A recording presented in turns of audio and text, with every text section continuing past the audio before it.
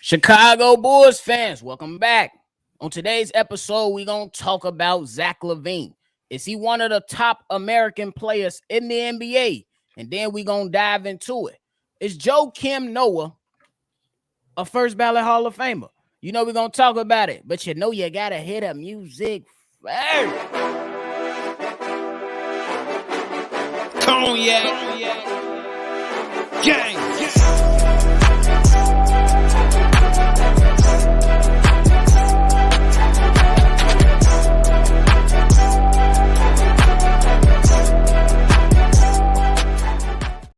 Shy Bulls podcast with the Cognac Boys. I'm Cognac Boy Bobby, and I'm with my dog, CDubb. How you doing, boy?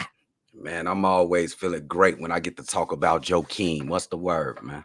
Man, if y'all like what y'all listening to today, hit the like button, subscribe to the channel, and hit that notification bell. So every time we drop, you one of the first ones to know. CDubb coming to you first, my guy. Is Zach LaVine one of the top American players in the NBA? There was a great question right here. And you got to look at the landscape of the NBA right now. It's mostly dominated by foreign players. You know, you got Joel Embiid, you got the Joker, who may be the best in the business. You got other players as well. They're the best players in the league. Now, when you look at American-born players, it is different tiers. I say it's different tiers. You know, you got KD and Steph and LeBron and AD. They on a different level.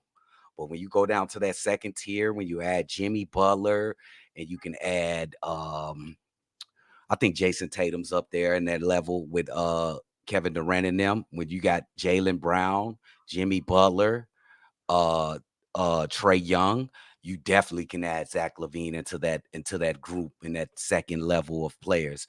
So I would have to answer that question and say yes, Zach LaVine is definitely one of the best American-born players in the NBA right now. And I want y'all to understand that this era of NBA is getting dominated by foreign-born players like Antetokounmpo, the Joker, and Joel Embiid. So when you look at the landscape, I want y'all to just sit down and just listen and be reasonable. Zach is in that conversation. Zach is definitely in that conversation, and simply because, like, you know what I'm saying? The guy can go in and give you a bucket just about whenever he wants to. I know a lot of us want to go ahead and see him more on a consistent basis in clutch moments, but you can't deny the fact that the guy is definitely one of the best scorers in the entire NBA, especially when you look at the landscape of American-born players. The guy was on a awesome second half. He was on a tear in the second half of last season. And you just got to give it to him. You know what I'm saying? The results may not always be there, but he should be viewed in that light of some of the best American-born players. He went to the Olympics, got better, came back, brought some of that stuff back to the Chicago Bulls, and he's regarded and in the conversation and being talked about amongst other great NBA players. They know what he can do. They know what he's capable of. They know that he's cold. It's the exact reason why the moment Patrick Beverley, a long season vet in the NBA who's played with LeBron James, played with James Harden, played against Kevin Durant, played against Steph Curry, first got to the team and was like, Zach LaVine, you cold. Yeah. You cold. So you got to go ahead and put him up in there. And I'm with you, though. I think he is definitely on tier 2. You know what I'm saying? It's levels to this shit. Yeah. And the tier 1 guys, you named some, and they was definitely placed in the correct spots. And then right there for Zach LaVine, he's tier 2 for sure. Yep. And then I want to ask this: can Zach elevate and eventually? Maybe those guys are retired. Maybe they on their downturn of their career. Maybe they prime is wiggling out in a couple years. Maybe next year, can Zach go up to that next tier? I'm gonna go ahead. Go ahead, nephew. I was gonna say he can, but it's gonna have to come.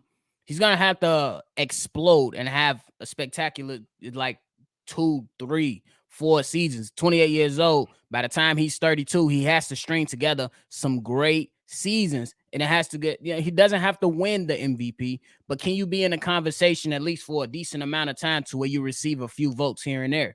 You know what I'm saying? So. And it's going to have to come with some positive results in the playoffs. So he's always going to be talked about as being a good player. But if you want to be said as to be a great player or a Hall of Fame type of player, legendary player, you got to perform when it matters the most. And we already know those moments that matter the most are in the playoffs. So Yes. And that's what it comes down to me. you are 100% right and absolutely right. And you're speaking in terms of results. I'm gonna just say that. Does he have the talent? Just think about the results. Does he have the talent to be one of the best players in the NBA, going in that top tier of American-born players? He does. He does, but the step forward is that he's gonna have all those guys you mentioned in that top tier. LeBron James, Kevin Durant, Stephen Curry, for example, they elevated others around them to a Absolutely. level to where they was able to eclipse playoff success or even game success. Zach LaVine, his next step will be to elevate those around him Yep. into a standard to where the Bulls string together some solid seasons. But he does have the talent. Yeah, absolutely. Talk that shit, nephew. Um, I'm gonna just say that Zach LaVine is not finished ascending. I'm being fair and saying that he's in that second tier of American-born players that lead this NBA in talent, and I am not counting him out and getting into that top tier of the of talent in the NBA because they ain't gonna be there forever. You gotta fill that void. What are the other players? Yeah, I know you got Tatum, he gonna be there for a while. Brown's gonna be here for a while. Who knows how long Jimmy Butler's gonna be here? You got other players as well out there, For sure. but it's gonna be interesting watching his career, bro. And I'm glad he gonna be in a Bulls uniform for the foreseeable future. I know that hurts some of y'all hearts. It's all right, but let us know in the comment box how y'all feeling about that. Is Zach LaVine a tier 2 American born player? Is he one of the top American born players in your opinion? Let us know. Comment that below. Now we move on to the second part of the show. Unc. We know the time has come to where we got to talk about Joakim Noah, Mr. Two Guns, Mr. Crazy, all of the above. Is he a first ballot Hall of Famer? My guy, he was a 2-time All-Star.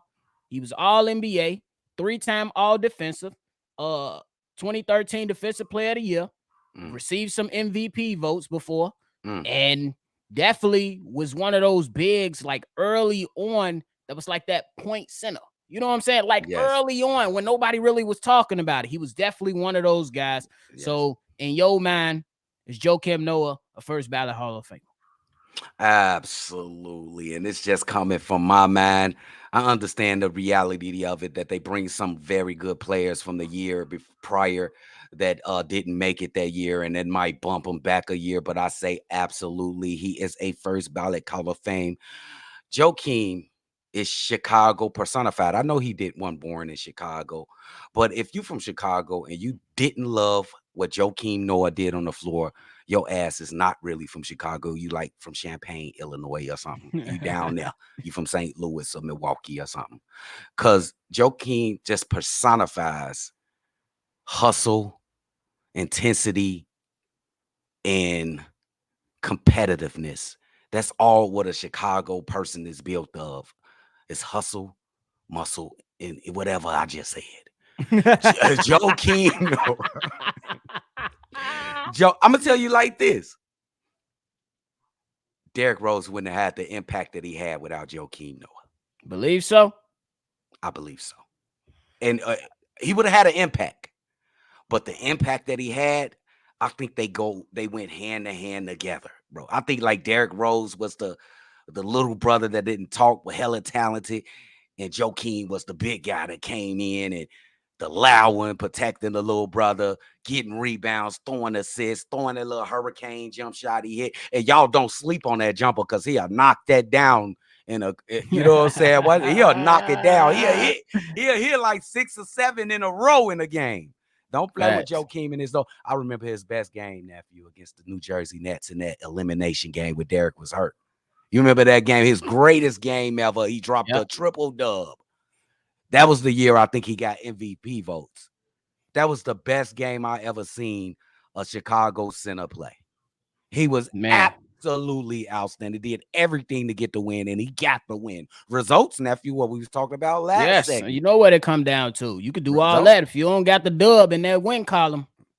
on bro. You know So what I'm saying? Some people might still be like, hey, he did play good, but you don't get that that elevation of or that trash talk that you can carry with you if you didn't win that game. And he was able to do it. But one of my greatest moments is we're gonna catch this thing off the backboard. I'm going coast to coast.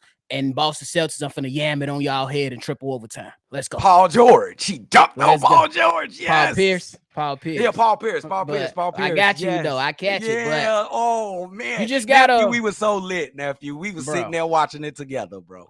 it was just, it's just what you wanted from Chicago. The guy was not afraid of LeBron James. He was not afraid of the big three in Boston. He was not afraid. He played unafraid. Yes. And it's the Basketball Hall of Fame. So you got to think about his time in Florida to where he won 2 national championships. And he still came to the league. And I agree with you too. We don't know what the impact would have been with Derrick Rose without Joakim Noah, but we do know what it was with Joakim Noah, a guy that was going to come out and do all the dirty work. He was going to trash talk whoever. He was going to push up on whoever. And he got one of the greatest quotes in Chicago history. Who the hell wants to go to Cleveland? We love Joakim. Who want to go to Cleveland? No filter. That's basically anybody in Chicago. Ain't no filter. They gonna say what they thinking, and ain't nobody. I don't care how big you is, strong you is, how talented you is. We going at you, big dog. You get the passive aggressive motherfuckers be like, I don't really feel like going to Cleveland. That's the passive aggressive guy. Yeah, he was definitely what you just said. No filter guy came out. Don't know, bro. I don't want to go there. Nobody calls and say we're going on vacation in Cleveland. He spoke that, he talked that talk, and he was able to walk that walk because people knew the type of contributions that he was going to bring night in and night out. And that's hard muscle and competitiveness and toughness. And so, man, that impact was solid, bro. And don't forget the off the court shit that he did for the city as well. I think that should be attributed to the Hall of Fame as well. The philanthropy. This guy, I love Joakim. I wish he can come back to the Chicago Bulls in some form with the organization. I think he did. I think he was. He definitely be in the building watching. Yeah, I think he is, but I think he could get a better role. I think he represents the city of Chicago the best, bro. And he's still doing stuff for the city. And he's still doing stuff for the city. So shout put my out to guy him. in. I don't give a damn. We don't know if he's gonna get in first time around, but I do think that he should be in the Hall of Fame, especially with the amount of played in the league. The numbers might not bounce off, but can you tell the Chicago Bulls history without mentioning Joakim Noah? You can't. You cannot. Oh, that's a great point, nephew. That's a great point. If you was to tell, if the aliens come and fuck up half the population, then 2,000 years down the line, somebody want to tell history about the Chicago Bulls, you cannot leave out Joakim Noah. You can't. Facts. He goes along with Derrick Rose. Carlos Boozer, you might be able to forget him, though. We ain't talking about Carlos Boozer. No booze, man. No booze. His man played like he was off the booze. We just say that dude that had the hair dripping off the beard. he had the beard, yo, the funny beard. Bro, that's funny, yo, bro. But anything left, man? Oh, no, man. It's been a fun show, man. Shout out to my man, Zach. Keep it sending. And my man, Joakim. Get him in there, bro. Y'all don't keep hating on Chicago, bro. Get my man in there, bro. Facts. And that's it from us today, man. Y'all let us know how y'all feeling about it. Is Joakim Noah first ballot Hall of Famer? Hit that in the comment box below. Give us your reason. Don't just say yes or no. Give you a reason why you back it up. We want to hear what y'all got to say so we could chop it up for the rest of the day. This is another episode of Shy Boys Podcast. I'm Bobby. That's CDubb. If you want to call in, hit that number. It's right there in the middle for you. 773-242-9219. We're going to catch y'all on the next one for sure. Cognac. Gang.